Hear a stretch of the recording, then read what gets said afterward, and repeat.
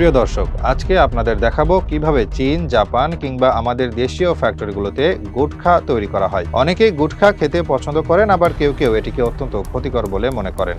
কিন্তু কখনো কি ভেবেছেন এই ছোট্ট প্যাকেটের ভেতরে থাকা মশলাদার মিশ্রণ কিভাবে বিশাল ফ্যাক্টরিতে তৈরি হয়? আসুন দেখি কিভাবে সাধারণ তামাক ও সুপারি বিশাল ফ্যাক্টরিতে গিয়ে গুটখায় পরিণত হয়। প্রথম ধাপে সুপারি এবং তামাক সংগ্রহ করা হয়।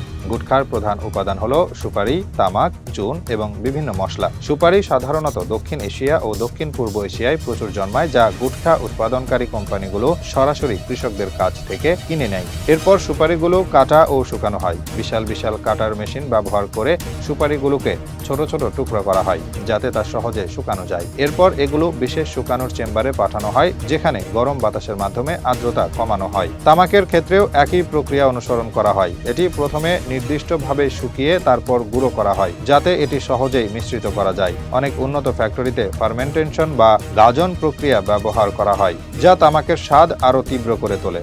এরপর গুটখার জন্য বিশেষ মশলা ও রাসায়নিক মিশ্রণ তৈরি করা হয়।